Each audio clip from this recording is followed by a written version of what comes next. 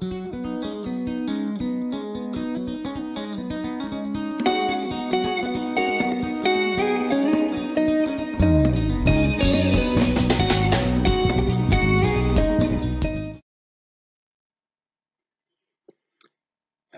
and welcome to Tale of Tamari English Literature Form 1 and Form 2, presented by Tionge Mwanjira. We go straight to main characters in Tale of Tamari.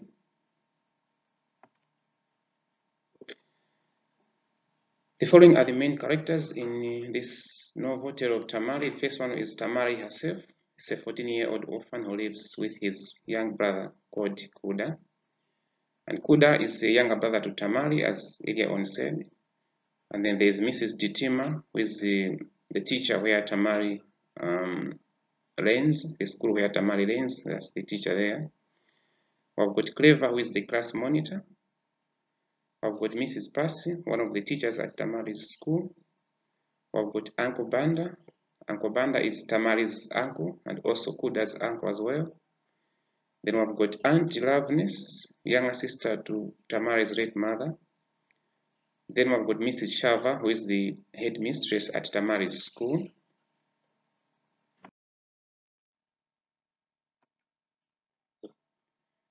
We have Komamandra. This one is a lodger at Tamari's estate. We have Mr. Ngwai, who is child line officer. We've got Linda, who is Tamari's best friend. We've got wife to Uncle Banda, that is Auntie Banda. Then we've got Sis Maposa, a businesswoman who lodges at Tamari's estate. We've got Mdala Zuze, is a drunkard living as a lodger at Tamari's estate. We've got Fatima, this is daughter of Uncle Banda.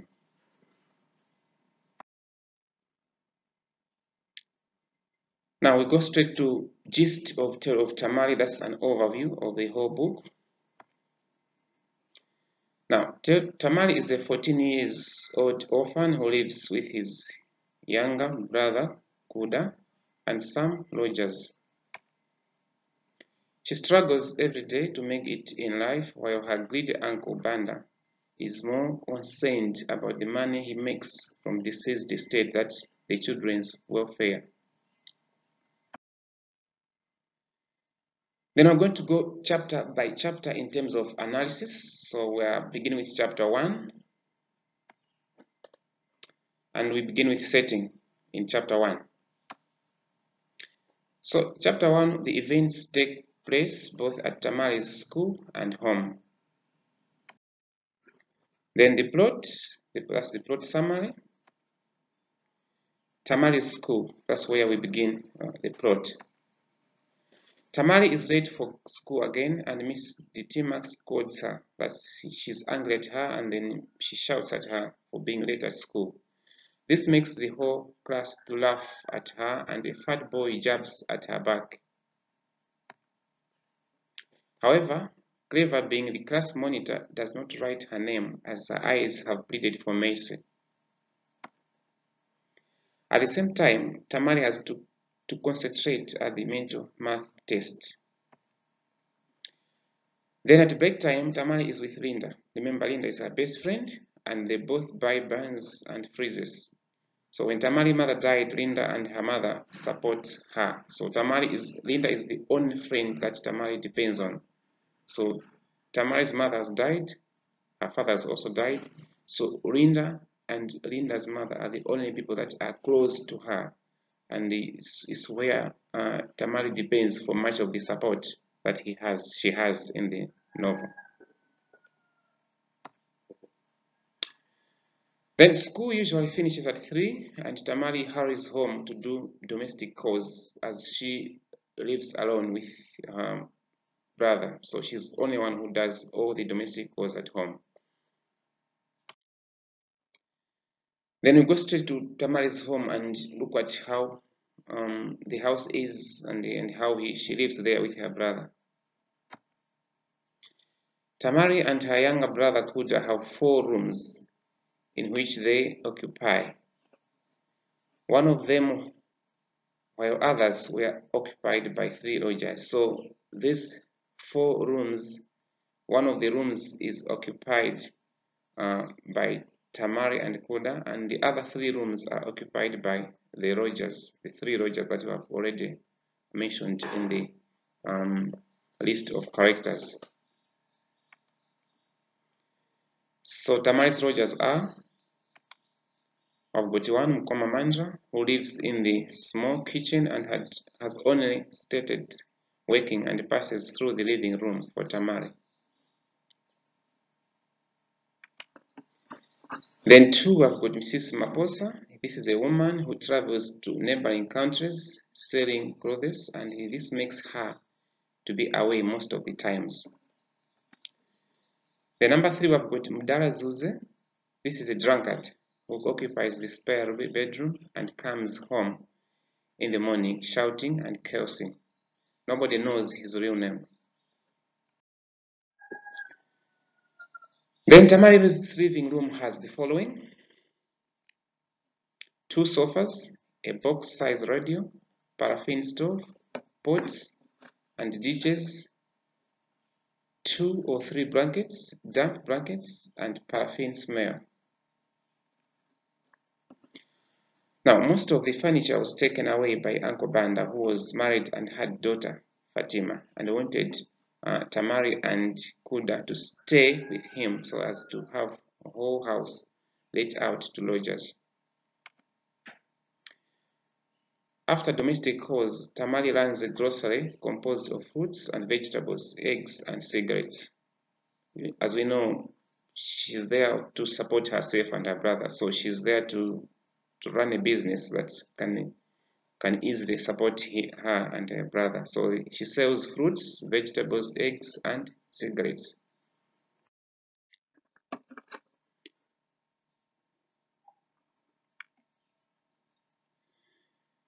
Her friend Linda comes to chat with her at the grocery, and she leaves to prepare supper. Kuda comes in, and after expressing his displeasure of same food daily, he takes over the cooking.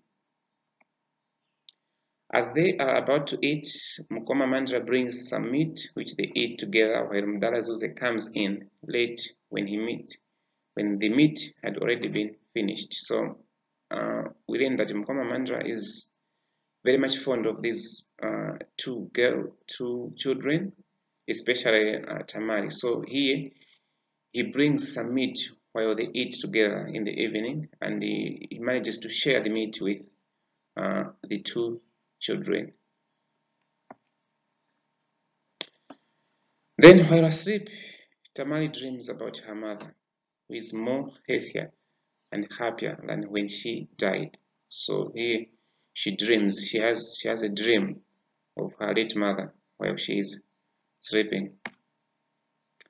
However, she is awakened by Mdala Zuze's banging. As we know, this one is a drunkard and she always comes home at night. So now he's awakening Tamari from her dream by banging of the door.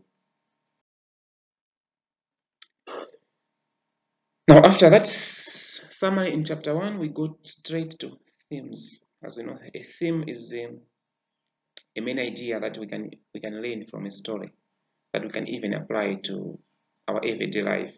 So here we have isolated some themes that we are going to discuss a little bit from chapter 1. The first theme is orphanage and education. That's our first theme that we are going to discuss. So this one, we see that Tamari's education is affected by the death of her parents. As we know, each and every child around the world depends on the parents for everything at school.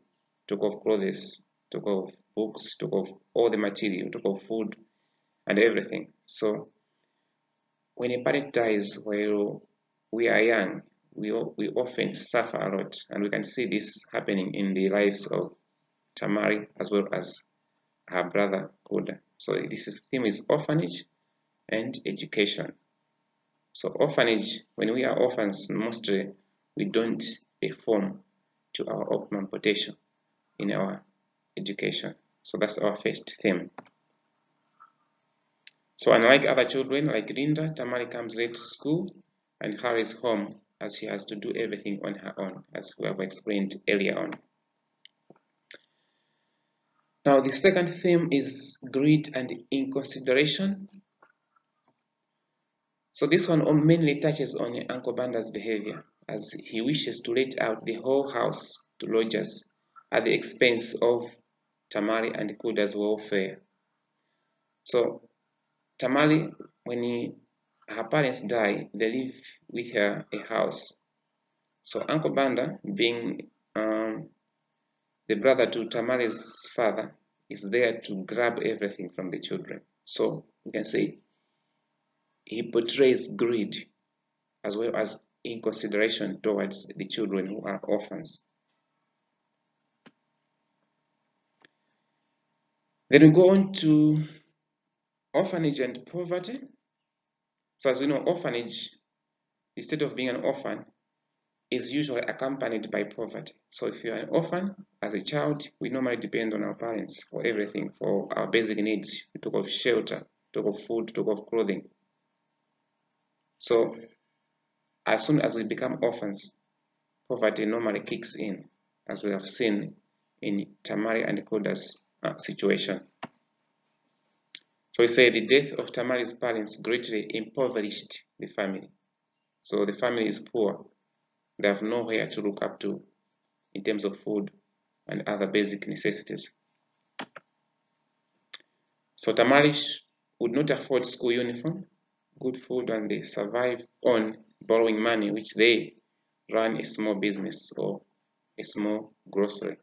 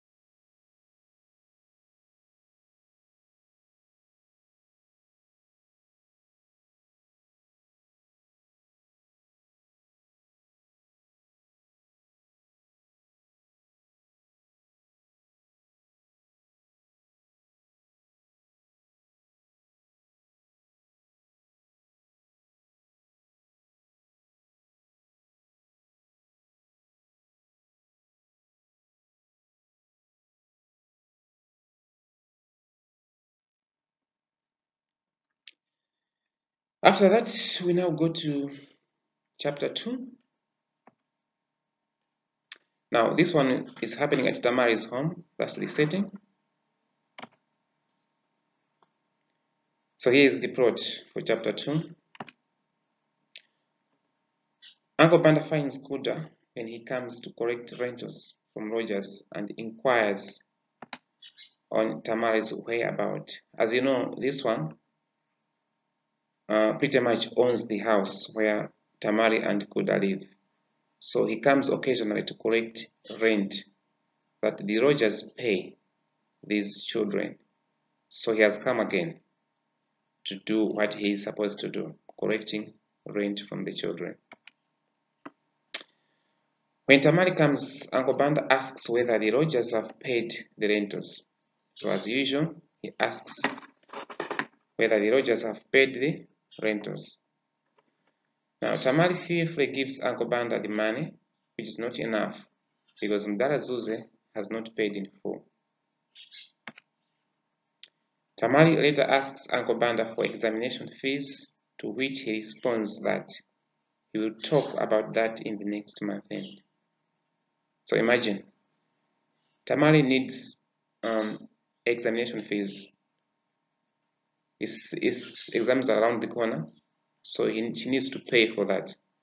And what Uncle Banda does is that he responds negatively because he says that he will talk about that in the next month end. When he asks for money for food, Uncle Banda gives her a few notes. So here is the first time where we learn the cruelty that Uncle Banda shows these children. First, examination fees. Then he says that he's going to talk about that in the next month end. And then here now, Tamari asks for money for food, and Uncle Banda gives her a few notes from the that he has collected. Then Uncle Banda hurries off in fear of missing the bus. We go straight to themes in chapter 2. First one is abuse of deceased estate or deceased property. Here's the explanation from that theme. Uncle Banda refuses to give Tamari money for examinations fees, but yet the money was realized from rental of the house which their parents left for them. So here you can see that Uncle Banda abuses the deceased estate or the deceased property. So the property here belongs to Tamari and Kuda as the biological children to Uncle Banda's brother. But this one refuses to let go of this property, and he pretty much owns them as he collects and controls the rentals that are generated from that house. So he's abusing deceased estate. So the theme is abuse of deceased estate or deceased property. After that theme, let's go to character analysis in chapter 2. The first one is Uncle Banda. So this one has been described as abusive and inconsiderate. Why? Because he uses the money not for children's welfare, but for purposes best known to himself. So the money from the house is supposed to sustain the livelihoods of these two children. But what Uncle Banda does is that he collects the money and abuses it. Okay, uses it for his own good.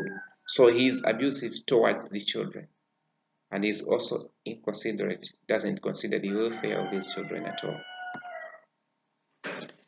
Number 2, Kuda and Tamari. These can be described as polite and respectful.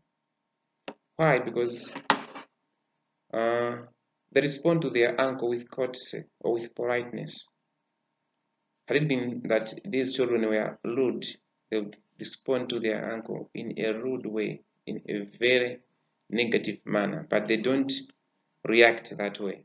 So they respond to their uncle with a lot of courtesy or a lot of politeness. So they are polite and respect for children.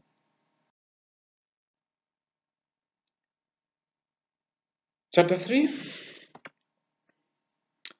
So chapter 3 happens at Tamari's school and as well as Tamari's home. That's the setting. Plot summary for chapter 3.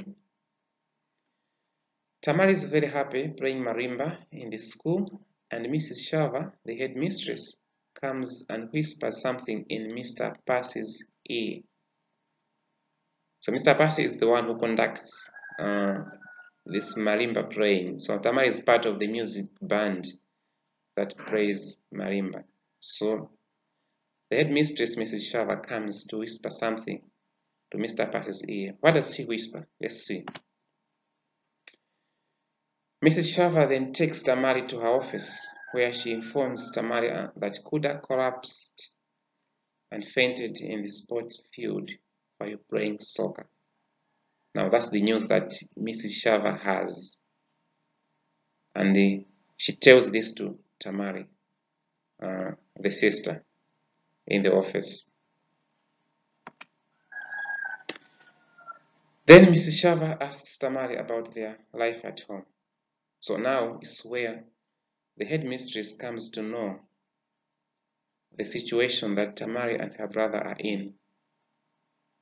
Why? Because she has seen Kuda collapsing at the football field, and now she wants to know how these children are living. Let's see what follows next. Tamari narrates their life situation, to which Mrs. Shava listens patiently and sympathetically. As a headmistress, she's there to ensure that each and every child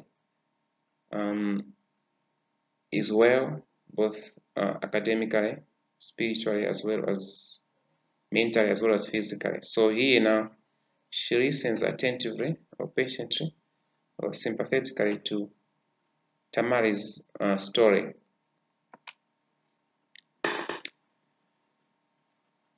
Then Uncle Banda comes to collect the balances of the rentals. That's now at Tamari's.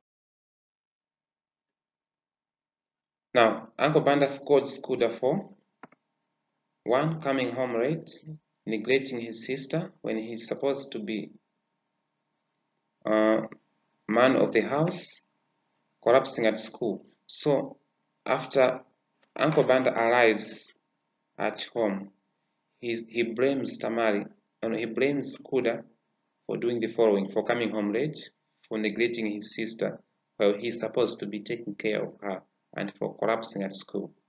That's what he blames Kuda for. Then Uncle Banda boasts of how he is struggling to take care of them. Remember, he's not taking care of the children. He's just collecting rentals from them. And now he is there to boast of how he's taking care of them. This is an irony of situation. You can also say it's a verbal irony, where now he's saying the opposite of what he is. Okay? Let's continue. Then he reveals of his plan to sell the house and take the children, Tamari and Kuda, to stay with him at the mine. When Mandra enters the house, Uncle Banda expresses his mistrust of him. Remember, Mandra is one of the lodgers and is very fond of Kuda and Tamari. Sisi Maposa arrives and apologizes and gives the money to Uncle Banda. So this one remained with a balance, and when she's traveling abroad, she's always away. So when Uncle Banda comes, he doesn't find her there. So he also blames this one for not paying the rentals. But now when she arrives, she apologizes and pays the money in full. Then Uncle Banda receives the money grudgingly and threatens to evict her if she delays in paying rent. So that's the threat that he gives to Sisi Maposa there. Then Tamari reminds his uncle about the examination fees, and Uncle Banda gives her half the money. You see that he gives half the money that he is supposed to give to Tamari. Then Sis Maposa and Mandra sympathize with Tamari after Uncle Banda has gone. So they are feeling sorry for these children. Why? Because Uncle Banda is treating them not the way an uncle would treat the children who are orphans. We go to theme. So our theme here, the first one is nutrition and education. So Kuda is not able to participate actively at school because he did not eat at home, or he does not eat at home. Remember, at school there are so many activities that children are involved in. So these activities require children to be highly energetic. And for them to be energetic, they need to have basic nutrition, enough nutrition at home. So Kuda doesn't get that because they can't afford it. So now that's why he collapses at school. He's not able to participate fully in all the school activities. So our theme is nutrition and education. So poor nutrition affects our education. After that theme, we go to character analysis in chapter 2. That's chapter 3. The first character to analyze is Mrs. Shava. So this one is sympathetic and dutiful. Why? Because she supports Kuda when he faints and sympathizes with Tamari upon hearing their life story. So as a headmistress, she is able to show sympathy to these children, and she's also dutiful because she's there to take care of Kuda when he collapses at home. So she's there as the mother. She plays a mother figure to these two children, as she does to each and every student at school. Number 2 is Uncle Banda. So this one has been described as hypocritical and materialistic. Why? Because he pretends to be strict and that he is struggling for children, when in fact he is not trying hard, but simply is concerned with the money. Remember, in the chapter he says that he's taking care of them, but they don't appreciate what he does. But in actual sense, he doesn't take care of the children. So he's being hypocritical. He says the opposite of what he does. And he's also materialistic. He's only concerned with the money he gains from the rentals that the children give him. And he's also inconsiderate. Why? Because he gives Tamari half of the examination fees despite knowing that she had no other means to raise the money. So that is being inconsiderate. Doesn't consider Tamari's situation, Tamari's welfare. Why? Because he gives her half the examination fees, while he knows that the children have nowhere else to raise the money for the exam fees. Thank you very much. Next is part 2, where we're going to chapter 4 and the subsequent chapters. Thank you very much. Simutaya nthawi yanu kufunafuna maphunziro muzakhala wotumidwa moyo wanu wonse. Ngati simuphunzira anthu azingokutumani. Ajala kalime, ajala kuchwe manyazi, ajala katende yanti, ndipo anthu ophunzira wandu wotuma so kwambiri. Ndiye ngati simuphunzira, skulu akuyikirani apa mukhala otumidwa.